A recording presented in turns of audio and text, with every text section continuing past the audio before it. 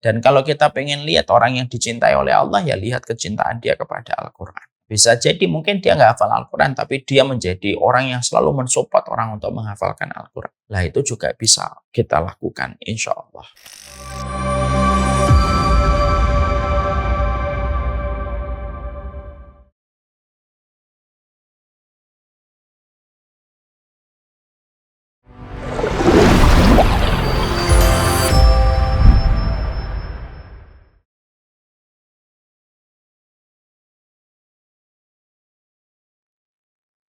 Jazakallah khair, Munafi ya.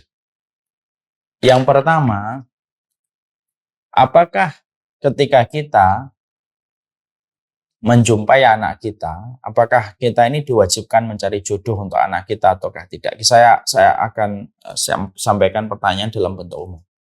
Saya akan katakan begini, Ibu. Salah satu kewajiban orang tua itu adalah mencarikan jodoh.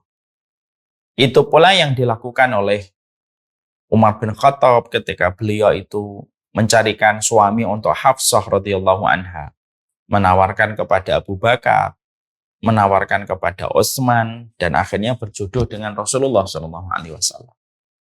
Itu pula yang kita peroleh ketika Rasulullah mencarikan jodoh untuk Fatimah radhiyallahu anha hingga berjodoh dengan Ali bin Abi Thalib.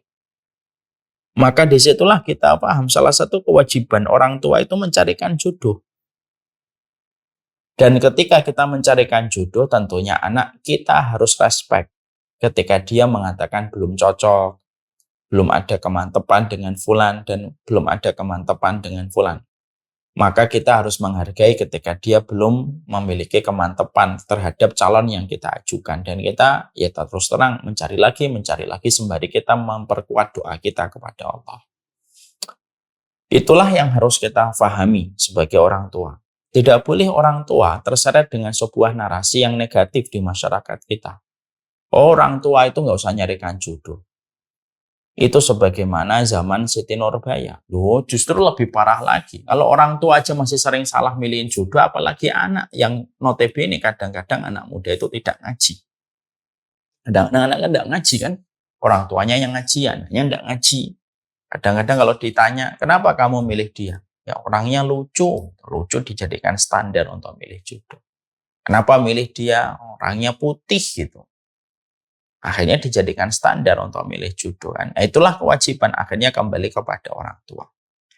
Nah, kita sekarang lebih spesifik membicarakan tentang anaknya ibu.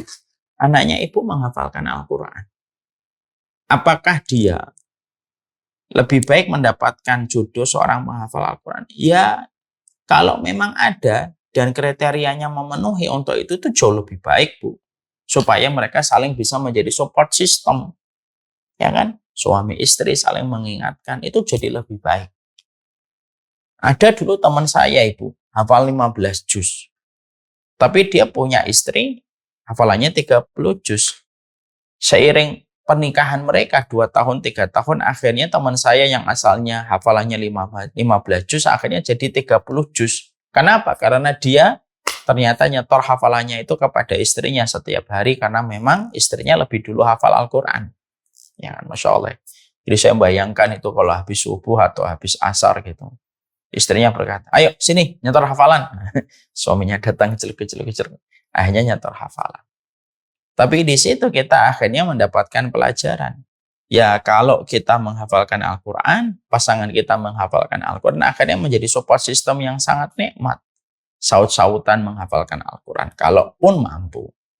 Tapi kalaupun memang tidak bisa, misalkan setidaknya kriterianya adalah kesolehan yang mereka mencintai Al-Quran. Kenapa? Orang soleh itu mencintai Al-Quran. Dan kalau kita pengen lihat orang yang dicintai oleh Allah, ya lihat kecintaan dia kepada Al-Quran. Bisa jadi mungkin dia nggak hafal Al-Quran, tapi dia menjadi orang yang selalu mensupport orang untuk menghafalkan Al-Quran. Lah itu juga bisa kita lakukan, insya Allah. Wallahu a'lam bishawab.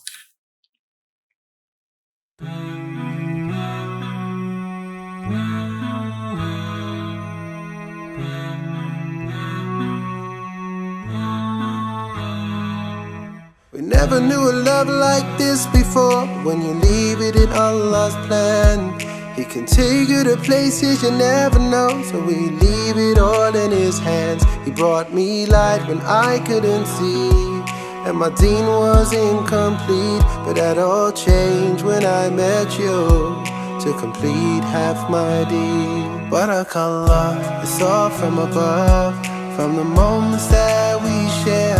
Barakallah, we've come this far, then in Jannah we will share. Barakallah, it's all from above, from the moments that we share. Barakallah, we've come this far, then in Jannah we will share.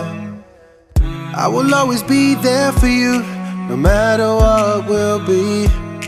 I know Allah is there for us, His love will always be here. He brought us light when we couldn't see, and our deen was incomplete. Now that's all changed, now we have each other, completed half our deen.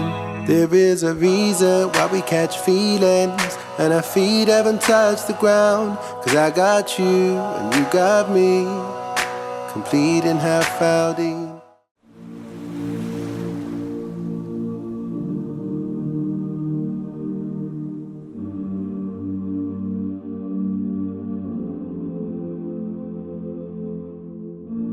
I've been holding for so long, scared